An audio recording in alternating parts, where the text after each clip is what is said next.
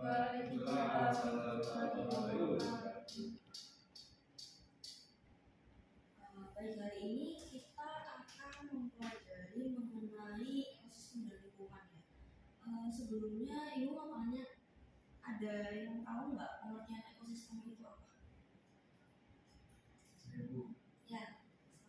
Kalau menurut saya ekosistem itu merupakan suatu tempat yang dimana di dalamnya berisi makhluk hidup, entah itu tumbuhan, hewan, maupun manusia yang berada dalam satu kesatuan dan terdapat timbal balik.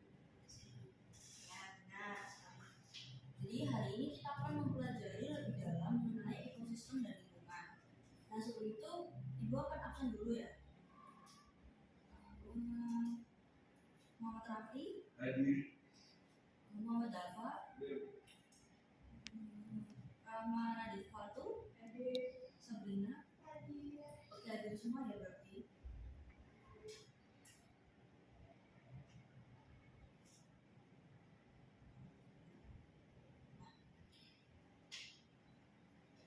Jadi ini merupakan contoh gambar dari sebuah ekosistem.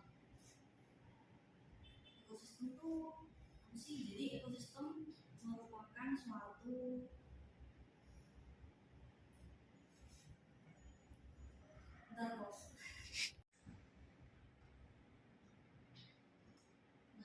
Jadi ekosistem itu kan merupakan suatu komunitas, sama seperti yang dijelaskan oleh Prof tadi. Ada beberapa komponen yang saling berhubungan dan saling timbal balik.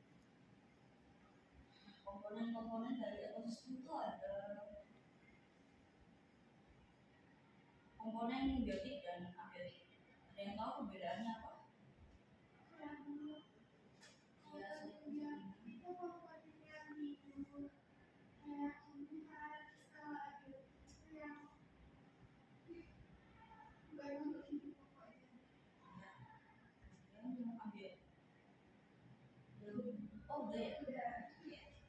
Ya benar, jadi kalau yang abiotik itu komponen ekosistem seperti air, tanah, cahaya matahari gitu. Kalau yang biotik itu kayak tumbuhan, hewan, bakteri, jamur. Nah, komponen-komponen ini akan saling berhubungan timbal balik yang biasa disebut itu seperti rantai makanan.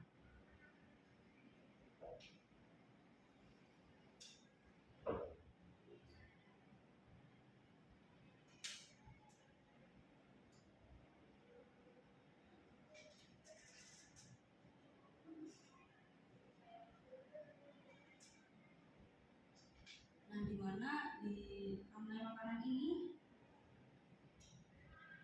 merupakan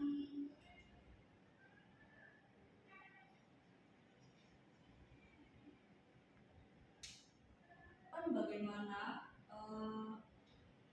makhluk hidup di komponen biotik dan abiotik ini berhubungan saling timbal balik, di mana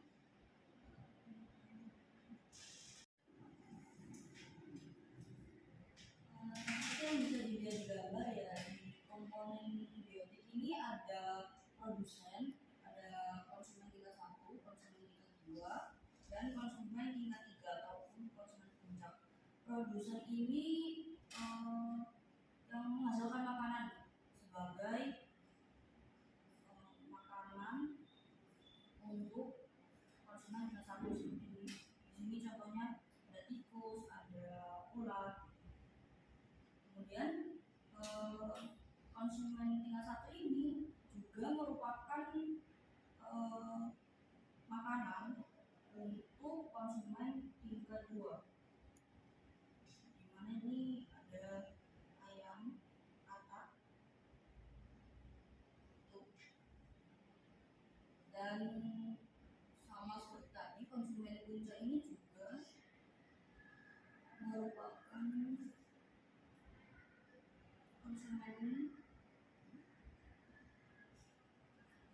konsumen tingkat atas, di mana mereka ini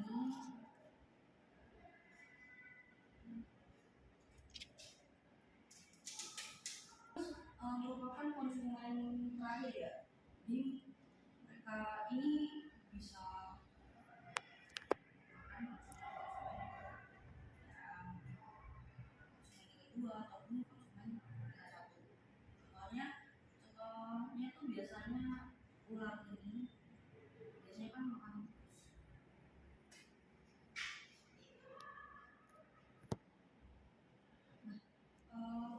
Konsumen-konsumen ini sangat penting ya di sebuah ekosistem.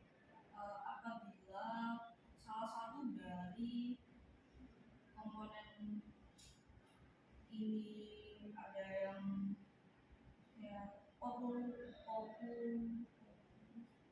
populasinya habis, maka akan mengganggu konsep rantai makanan di ekosistem tersebut. Contohnya, apabila tikus mengalami kepunahan, sehingga produsen makanan utama tikus kan kayak biji-bijian gitu kan. Jadi produk makanannya itu akan bertambah, tapi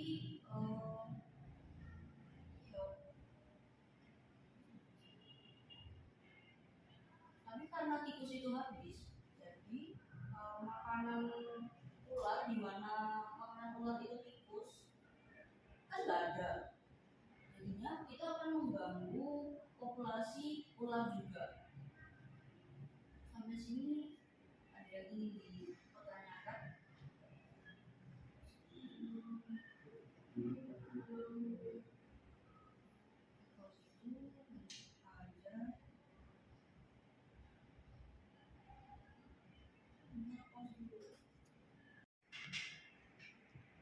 Materi selanjutnya dari ekosistem dan lingkungan itu lingkungan ya.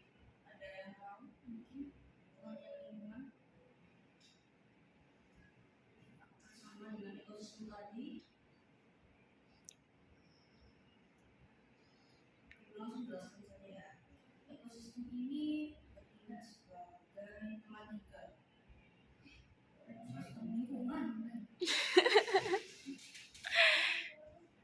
ini bertindak sebagai tempat tinggal, di mana lingkungan ini terus berubah-ubah sesuai dengan unsur-unsur di sekitarnya.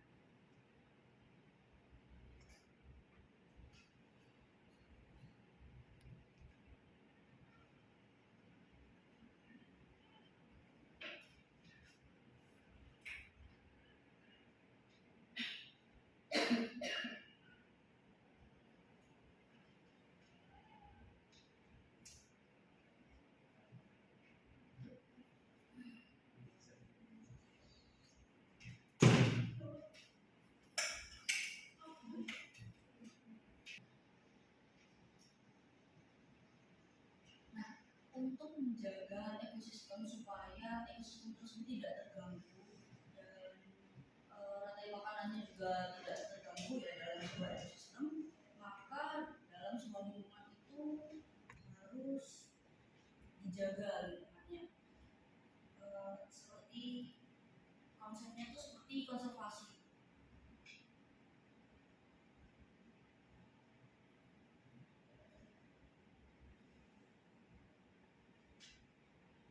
Nah, di gambar ini ada dari konservasi ya, yang tahu melindungi dan menjaga ekosistem, melindungi spesies flora dan fauna, menjaga kualitas lingkungan, mencegah kerusakan dan pencemaran lingkungan yang bisa mengakibatkan bencana, menghadirkan kehidupan yang lebih baik bagi masa depan. Ya, kemudian ada untuk menyelaraskan kehidupan manusia dan lingkungan. Kemudian ada pemanfaatan lingkungan yang baik dan bijaksana. Nah,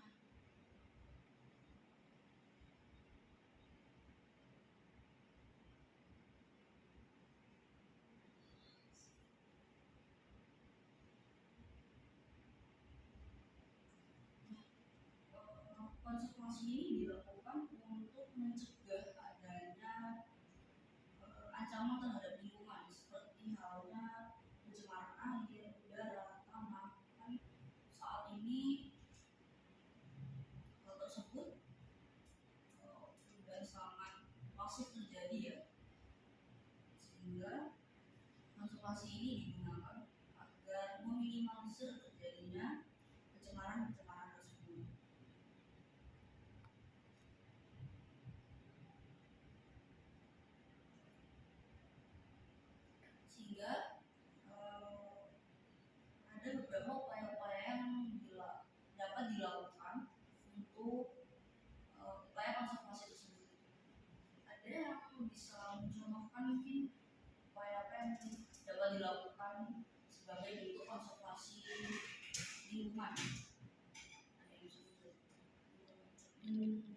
mencontohkan? Ibu Silakan. izin jawab untuk upaya konservasi alam sendiri itu ada banyak, salah satunya itu dengan cara menanam pohon atau yang biasa disebut reforestasi, lalu konservasi lingkungan hutan di mana satwa tetap harus kita lindungi, dijaga dan terhindar dari perburuan liar. Lalu ada lagi konservasi tanah di mana peminimalisasian penggunaan pupuk kimia dan hal-hal yang dapat mencemari tanah itu merupakan contoh konservasi. Oke, baik. Ini terima kasih atas jawabannya ya.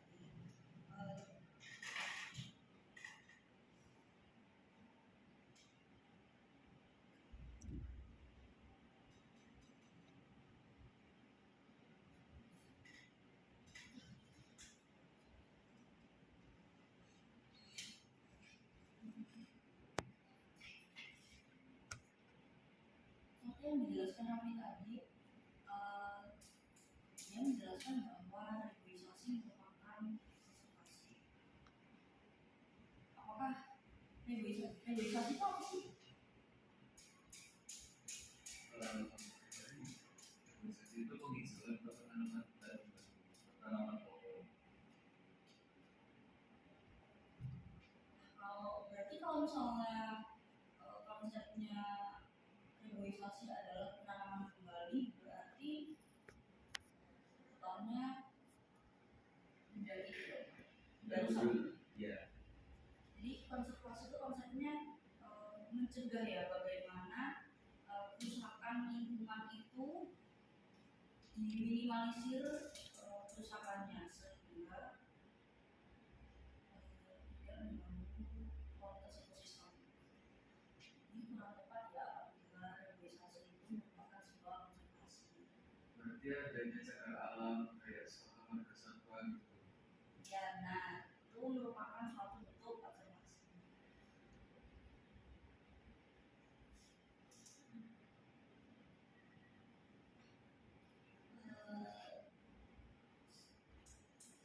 Ya, itu saja yang bisa Ibu sampaikan. Ada yang bisa memberikan kesimpulan untuk materi yang sudah saya sampaikan? Sapi dan kuda. Baik, Mbak. Sebelumnya sudah memberi kesempatan, jadi kesimpulan yang bisa saya ambil untuk belajar ilmu ini itu kita belajar mengenai ekosistem dan lingkungannya. Dimana ekosistem ini merupakan hubungan timbal balik antara makhluk hidup dan lingkungan. Kemudian terbagi menjadi dua, itu ada abiotik dan biotik. Abiotik itu yang bukan berasal dari makhluk hidup seperti air, cairan alami. Kemudian kalau misalnya biotik itu berasal dari makhluk hidup seperti tadi ada makanan yang berupa konsumen produsen sampai kepada konsumen tingkat atas. Kemudian sudah itu saja. Terima kasih Mbak Sabrina. Salam.